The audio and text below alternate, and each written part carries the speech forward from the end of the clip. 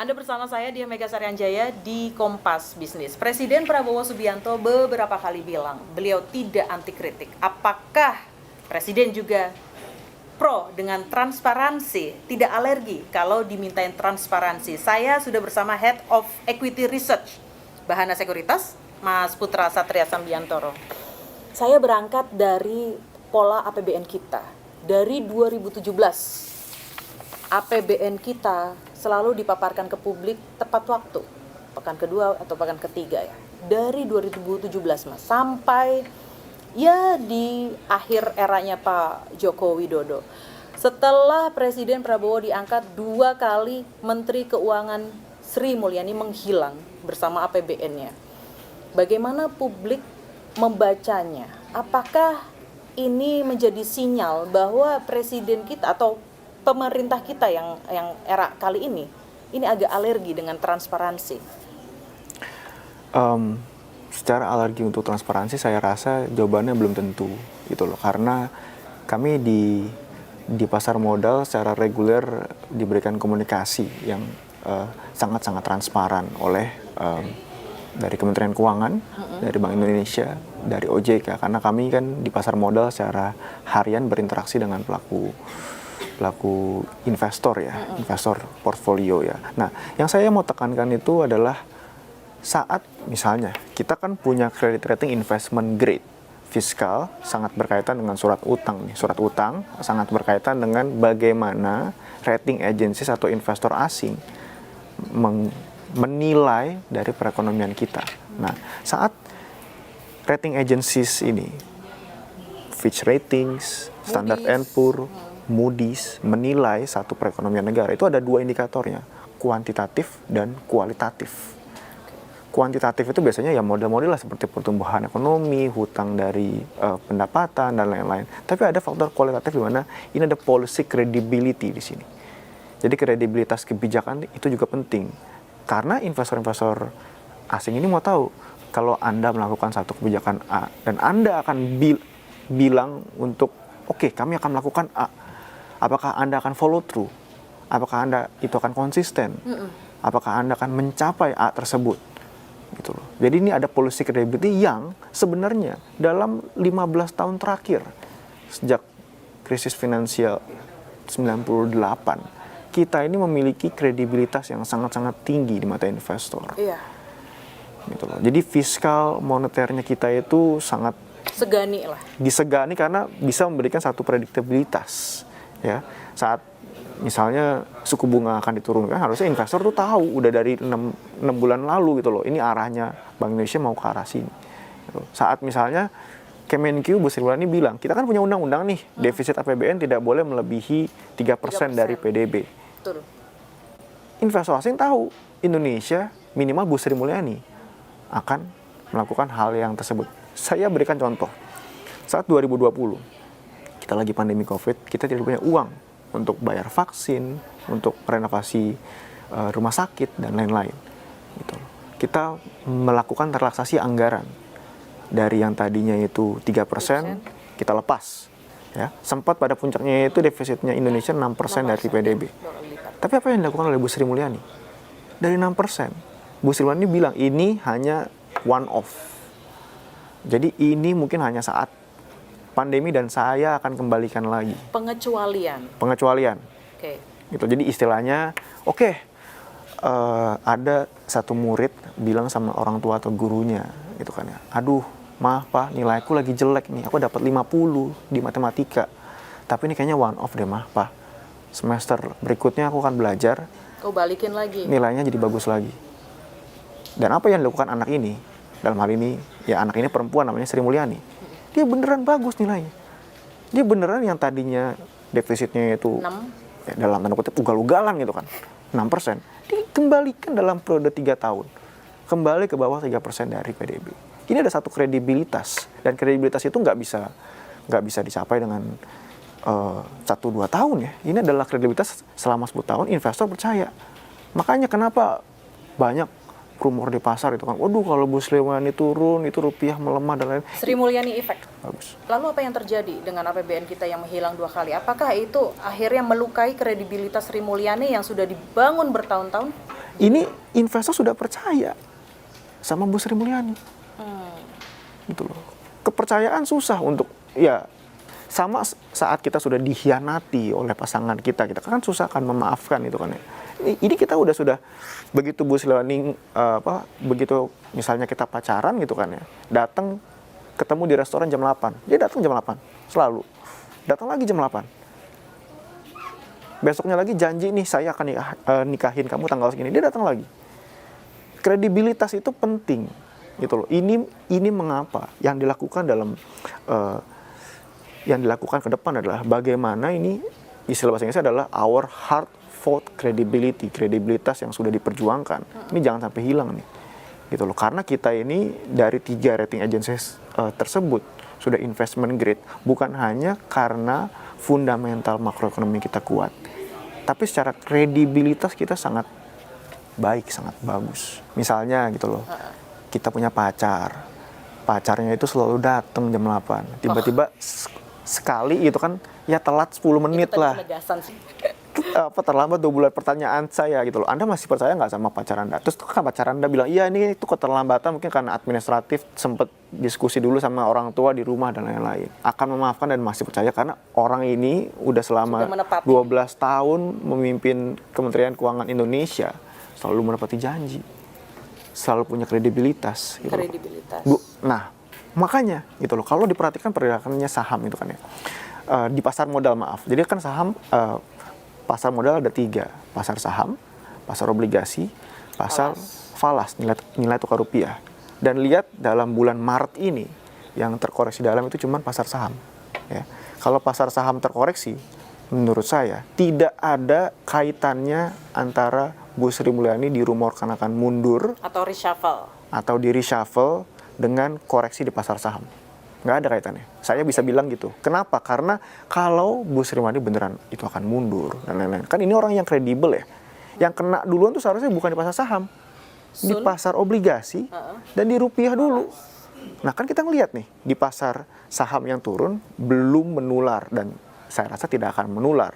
Yakin tidak gitu akan menular? Tidak ke pasar, akan menjalar? Oke. Ya, gitu ke pasar obligasi dan ke pasar falas. Gitu loh. Karena kalau Bu Sri Mulyani misalnya mundur, investornya percaya dan lain-lain, ini yang kena duluan di hit itu adalah di pasar obligasi. Ini kan fiskal berkaitan langsung. Iya, tapi masalahnya kredit default swap kita juga kemarin kan agak rekor tuh, tertinggi sejak November beberapa tahun. Bukankah itu juga menjadi cerminan ya? Karena ketika APBN kita dalam tanda kutip menghilang, kita indikator untuk transparansi kemana? Ya pasti mencarinya sesuatu yang netral seperti di pasar saham dong. Salah satunya adalah CDS itu. Nah, betul nggak? Saya cenderung dari pihak yang membela Bu Sri Mulyani dalam hal ini.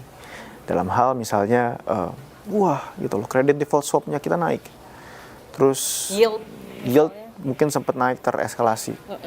Nah, mesti lihat dulu nih, naiknya relatif tuh apa gitu loh. Kita misalnya kredit default swap-nya berapa? 80, 100, kredit default swap kan indikator probabilitasnya satu negara tuh bangkrut. Default.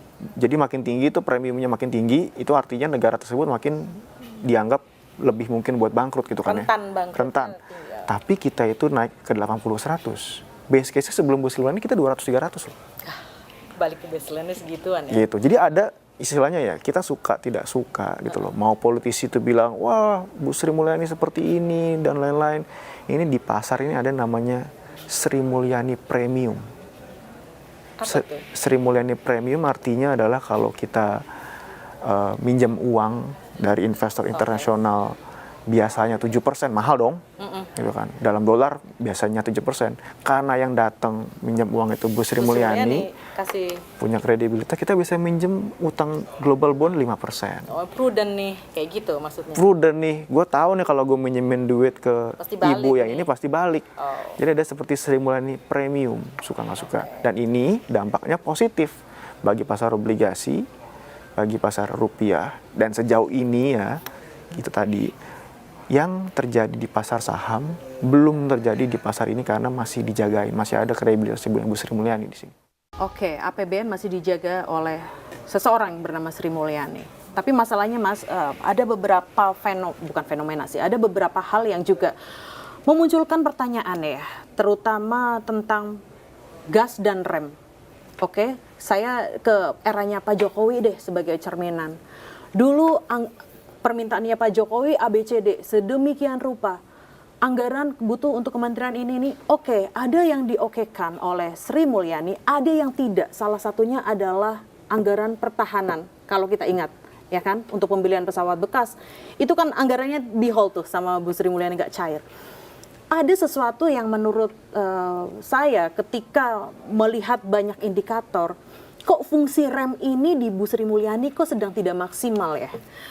MBG, oke. Diokekan, kenaikan gaji, oke, diskon di berbagai sektor diokekan, lalu Danantara diokekan. Pertanyaan pertama adalah apakah APBN kita kuat? Lalu apakah memang keinginannya Presiden Prabowo dengan sedemikian banyak program besar, belum kita ngomongin giant sea wall juga kayak gitu, apakah memang harus diakomodir oleh seorang Sri Mulyani? Baik, nah ini menarik nih, karena kalau tadi dibilang, kok selama Bu Sri Mulyani sekarang remnya agak blong, bener kan? Gitu kan? Nah, belum tentu seperti itu. Bisa saja ini adalah evolusi dari kebijakan fiskal kita. Kenapa saya sebut evolusi ya? Karena tahu nggak Mega dan pemirsa Kompas TV itu loh, Bu Sri Mulyani itu julukannya di international investor adalah the finance minister for the bond investors. Dan ini bukan dalam konotasi yang belum tentu konotasinya positif. Kenapa? Karena Bu Sri Mulyani terlalu prudent, dianggap sangat prudent. Oke, kami percayakan bondnya kami, bondnya pemerintah Indonesia gitu kan ya. Tapi kan saat mengerem terlalu dalam, kita lupa gitu loh kalau kadang-kadang perekonomiannya kita butuh gas, gitu loh. Jadi perekonomiannya kita kan sudah melambat tadi secara struktural. Yang zamannya Soeharto, zamannya SBY itu bisa tumbuh 8-6%. Sekarang hanya tumbuh 5%. Jadi ini suatu kalau prinsip di ekonomi itu trade off. Saat Anda mengerem, Anda tidak bisa mengegas. Saat Anda mengegas, Anda tidak bisa mengerem. Padahal fungsinya dari Kementerian Keuangan atau Treasury Department in every countries itu adalah menyokong pertumbuhan. Itu adalah menyokong pertumbuhan. Suatu Menteri Keuangan itu sebenarnya memang harus menjaga fiskal dalam koridornya, tapi juga harus berpikir untuk bagaimana menstimulasi satu ekonomi. Mengoptimalkan APBN untuk ekonomi. Iya, jadi jika memang gitu, kita bisa aja nih defisit fiskal kita 0,8% per tahun. Sekarang kan 2,5%, 2,8 gitu kan ya. Kita bisa aja nih. Tapi kita nggak akan bangun apa-apa. Kita nggak kasih makan, kita nggak bikin proyek infrastruktur, dan lain-lain. Jadi ini satu trade-off yang saya rasa Bu Sri Mulyani mungkin di awal periodenya, kalau ini tim sepak bola, Bu Sri Mulyani itu sebagai pelatih itu bertahan terus dan konsisten. Ini adalah pelatih yang kalau timnya itu dikendalikan jarang kebobolan. Defense-nya kuat sekali Bu Sri Mulyani ini 10 tahun lalu. Nah, sepertinya dalam 4-5 tahun terakhir kan Bu Sri Mulyani mau melakukan kompromi nih saat lagi COVID, defisitnya bisa jadi 6%. Nampaknya sekarang Bu Sri Mulyani yang sekarang mungkin bukan Bu Sri Mulyani yang dulu. Pakai strategi baru, dia berevolusi. Yang dulunya biasanya bertahan, counter attack, sekarang mulai menyerang. Mulai kalau tim sepak bola, pelatih itu mirip seperti Pep Guardiola atau Alex Ferguson sebelumnya, jadi Jose Mourinho atau Antonio Conte yang bertahan terus Bu Sri Mulyani. Tapi masalahnya Mas ya, dengan demikian banyak program-program di pemerintahan Presiden Prabowo Subianto, lalu di sini ada penjaga APBN-nya namanya Ibu Sri Mulyani. Seberapa meyakinkan sih bahwa ide-ide atau program-programnya Presiden Prabowo itu tidak ditumpangi oleh ide-ide tidak taktis yang pada akhirnya jadi backfire juga untuk APBN? Nah, saya tuh teringat saya pernah ngobrol dengan salah satu Menteri Keuangan, gitu loh. Terus Menteri Keuangan ini bilang ke saya mungkin nggak disclose Menteri Keuangan ini siapa, kita bisa nebak lah siapa kan, gitu loh. Yang paling susah jadi Menteri Keuangan itu adalah the art of saying no. Jadi Anda mesti bisa menolak tuh. Jadi saat jadi Menteri Keuangan, kan seluruh instansi nih, lebih dari 30 kementerian, lembaga, hampir 100, pasti semuanya minta anggaran ke Anda. Karena Anda adalah bendaharanya negara kan. Yang kementerian A request, Bu butuh uang buat bikin ini. Yang kementerian ini, Bu butuh uang buat makan bergizi gratis. Ini bilang, wah butuh uang buat Danantara. Biasanya tugas Menkyu adalah menolak dengan halus dan agar supaya ya anggarannya tetap dalam koridor yang bisa dipertahankan. Dalam hal ini artinya sustainabilitasnya jangka panjang. Gitu loh. Nah, memang ini ya saya tekankan lagi. Ini kan Pak Prabowo baru menjabat sekitar 4-5 bulan. Bu Sri Mulyani juga istilahnya ini adalah pelatih yang beradaptasi dengan owner klub bola yang baru. Dia maunya seperti apa? Misalnya ya kita sebagai main bola, saya mau ini itu ada Kylian Mbappe. Saya mau beli Toni Kroos. Saya mau beli Cristiano Ronaldo, Messi. Ya Pak, kan anggarannya terbatas. Iya. Kita mesti beli yang ini. Nah, biasanya ngasih taunya itu ya butuh ya periode atau chemistry yang cukup lama lah.